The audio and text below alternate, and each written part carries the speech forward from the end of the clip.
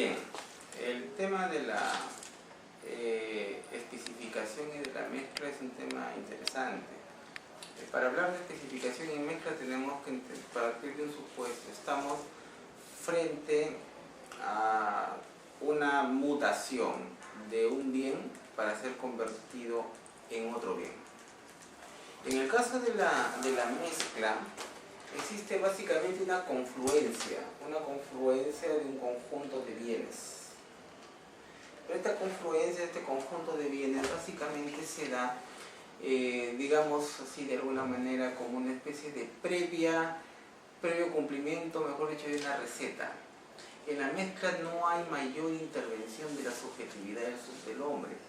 Es por eso, ejemplos de mezcla, la gasolina. Ejemplo de mezcla, se me ocurre, los perfumes, la cerveza. ¿Qué pasa en esos tres casos? Si mezclamos determinados elementos bajo determinadas condiciones de acuerdo a una receta, entonces vamos a obtener la gasolina, los perfumes, ¿no? La cerveza. Claro, nadie duda que hay una intervención por parte del ser humano en todo el proceso, nadie duda eso. Pero la subjetividad del individuo para generar algo único está totalmente ausente en la cerveza, en la gasolina, en los perfumes. La diferencia cambia en la especificación. En la especificación, ahí aparece la figura del artífice. El artífice es justamente aquella persona dotada de una subjetividad bastante significativa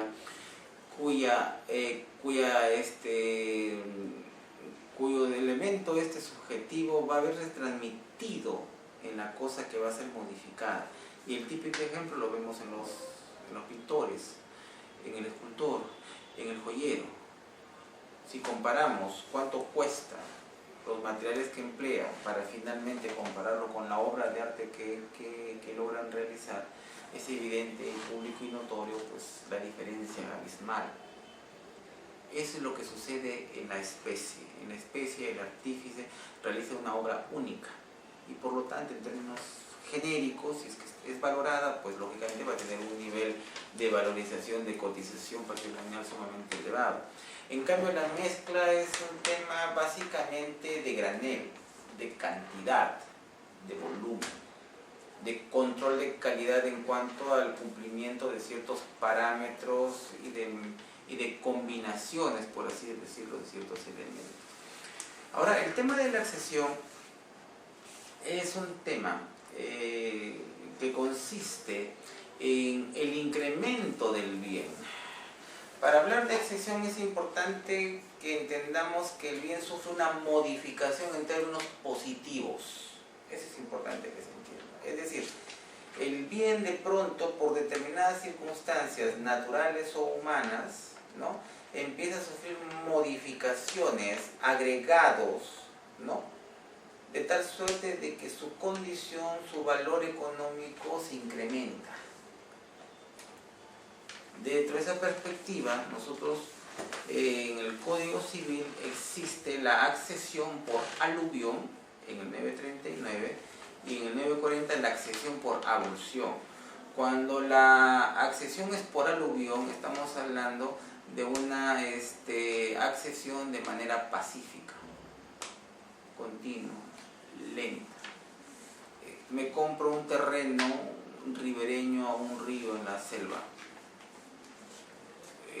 Regreso después de 20 años y cuando vuelvo a medir el área, resulta de que he ganado unos 100 metros cuadrados con relación al área frente a los años que han pasado desde que fue adquirido. ¿Qué ha pasado? Las uniones de tierra y los incrementos que se forman sucesiva e imperceptiblemente los fondos situados a lo largo de ríos o torrentes, como dice el 939, ha generado este tema de la accesión por aluvión. Es lenta, imperceptible, es pacífica, a diferencia del 940 que establece los casos al contrario de la accesión por avulsión, o sea, una accesión violenta. Hay circunstancias de crecidas de ríos donde se desprenden de manera significativa la porción de determinados predios y corren río abajo y finalmente van a pegarse a otro predio ribereño. río abajo.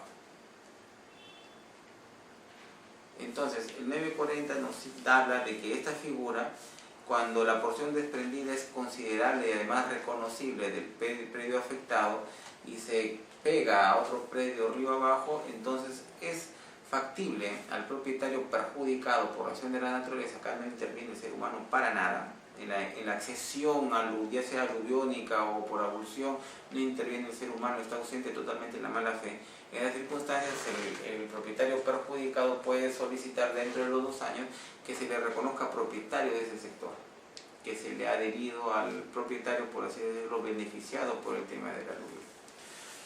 La cosa cambia cuando nos encontramos básicamente en la accesión, pero por edificación. Ahí sí interviene la intencionalidad humana y ahí sí es posible tanto la buena como la mala fe.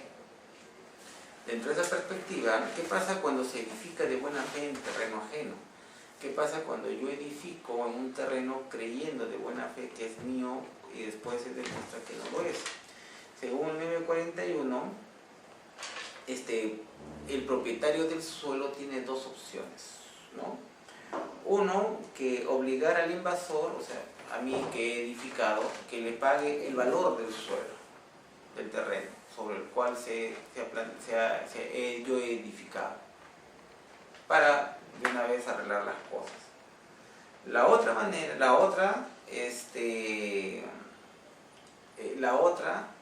es que, como dice acá, dice que el invasor a que le pague el terreno. Sí, si yo le voy a pagar el terreno, si obligo si yo soy el invasor, si el propietario me obliga a pagar el valor del terreno, yo tendré que pagar el valor comercial actual de ese terreno. La otra alternativa es que le guste al propietario del terreno mi edificación. Entonces él, por el contrario, puede elegir convertirse en propietario de la edificación. Si eso es así, yo estoy obligado a vendérselo, pero el valor va a ser un promedio entre el valor, entre lo que me costó la edificación en su momento, supongamos 100 soles, versus lo que cuesta actualmente la valorización de esa edificación, digamos 150. Si es 100 y 150 sería 250, ¿no? Entonces tengo que sacar la mitad, ¿no? En este caso sería 125 y eso es lo que tendría que cancelar el propietario del suelo. Como vemos, en la edificación de buena fe en terreno ajeno, la iniciativa corresponde al propietario del suelo.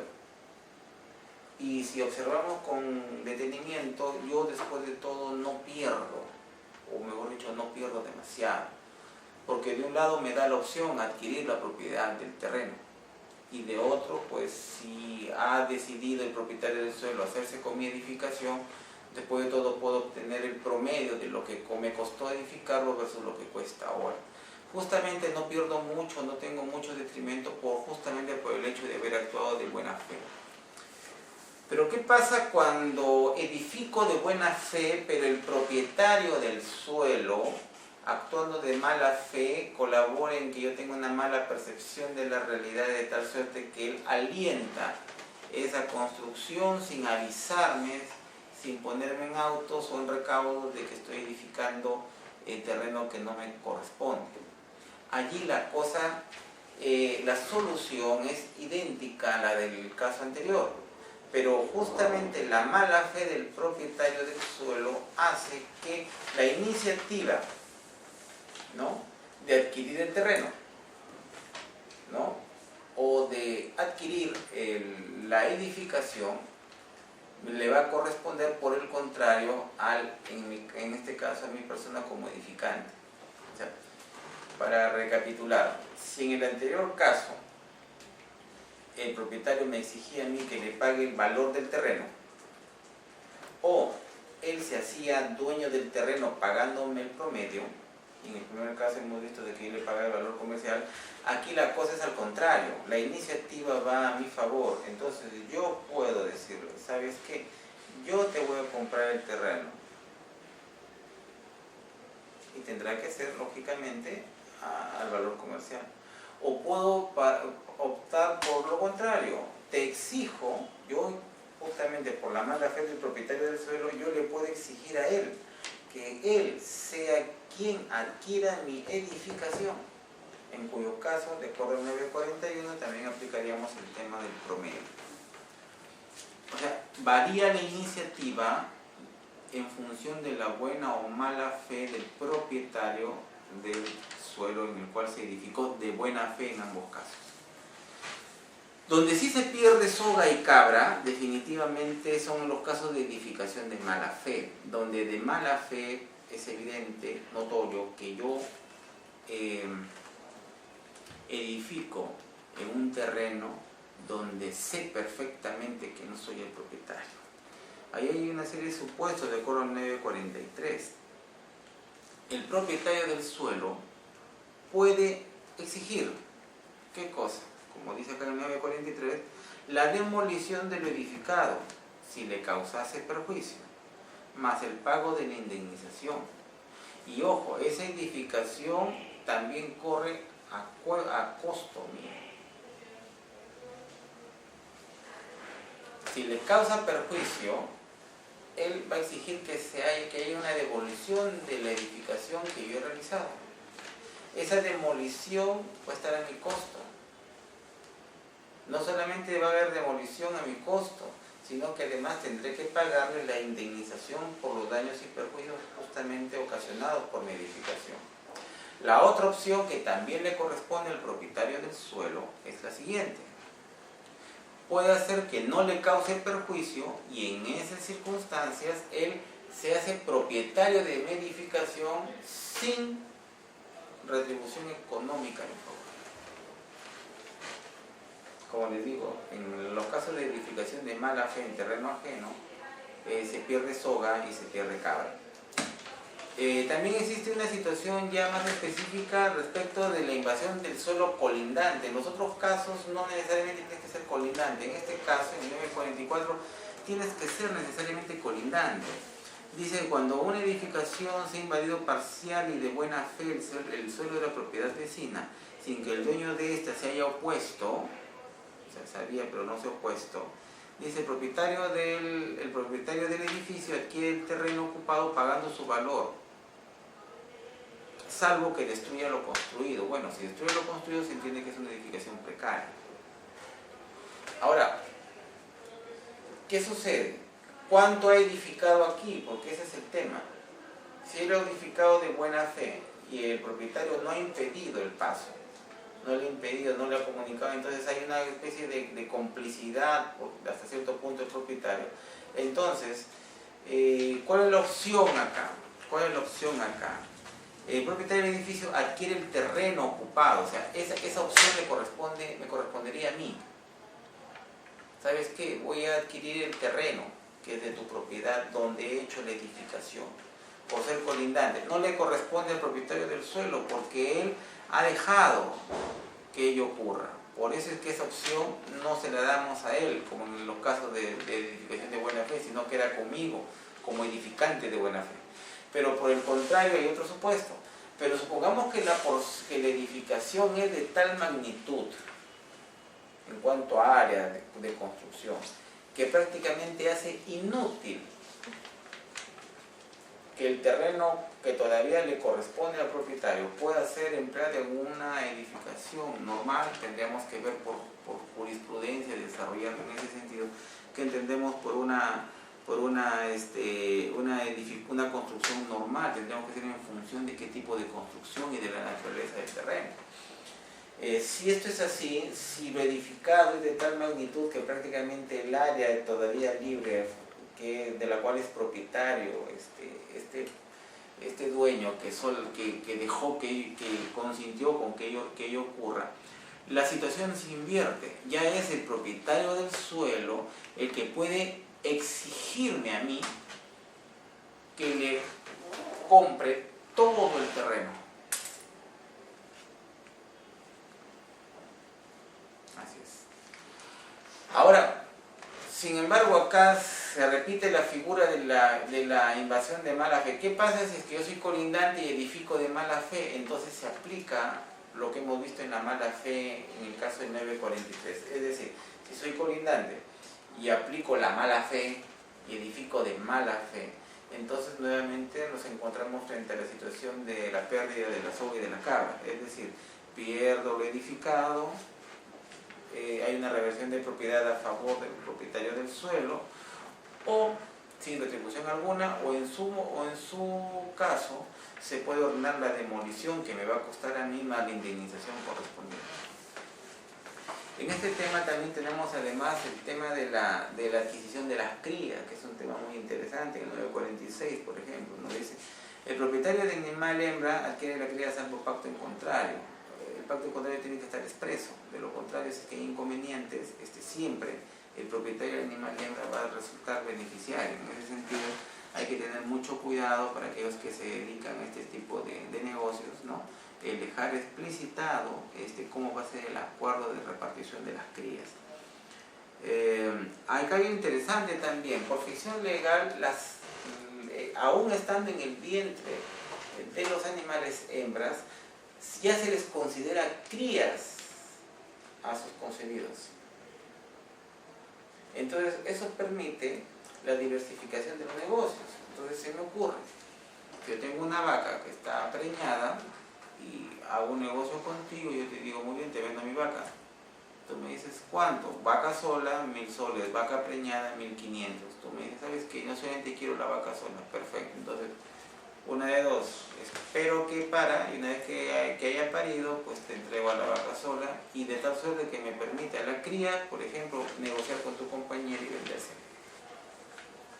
Pero inclusive no necesito esperar que nazca, sino inclusive estando dentro del vientre del animal de hembra ya puedo hacer las negociaciones. Entonces podría darle una situación como esta: muy bien, no hay ningún problema, Carla, yo te doy a ti la vaca, está preñada, pero por favor, cuando haya parido, pues Fiorella, ¿no? Fiorella, le entregas a Fiorella la cría, porque ya ha hecho los negocios correspondientes. O sea, por ficción, antes que nazca, ya ha hecho los negocios porque ya los considera frutos anticipadamente. Y eso es bueno para la dinamización de los negocios en este área ganadera. También habla de la inseminación artificial, y acá sí noto un error gravísimo, ¿no? Dice: en los casos de inseminación artificial realizado con elemento reproductivo procedente de animal ajeno, o sea, con semen, ¿no? El propietario de la hembra adquiere la cría pagando el valor. Esas son tonterías, porque no puede adquirir el valor. La cría resultante es automáticamente del propietario del animal hembra. ¿Cómo puede distinguirse respecto de qué ampollas de semen han realmente obtenido la cría? Eso es imposible. Lo que sí, en todo caso, va a haber un tema de la deuda, de buena fe o de mala fe. Si es de buena fe, como dice acá, pagará el valor del elemento reproductivo, y si ha obrado de mala fe, pagará el triple. Pero bajo ningún punto de vista puede entenderse como comprometida la propiedad de la cría, porque es justamente, aplicando la teoría general de los derechos reales, es justamente ¿qué cosa? Un fruto que es consecuencia directa del otro bien, es decir, del animal hembra. Si es que eso no se tiene por qué poner en duda. Entonces, cuando acá dice: el propietario de la hembra adquiere la cría pagando el valor del elemento reproductor si obra de buena fe, y el triple de dicho valor si lo hace de mala fe, realmente es una inconsistencia lamentable. Y finalmente, respecto a este tema también, ¿qué pasa cuando edifico o siembro con materiales o plantas o semillas ajenas? Es posible que yo pueda edificar, sembrar, ¿no? Con materiales, plantas o semillas ajenas. Bueno, si lo hago de mala fe, pago el doble del valor. Y si lo hago de buena fe, el valor que corresponde. Y en ambos casos, ¿no? En ambos casos tendré que pagar la indemnización por daños y perjuicios correspondientes.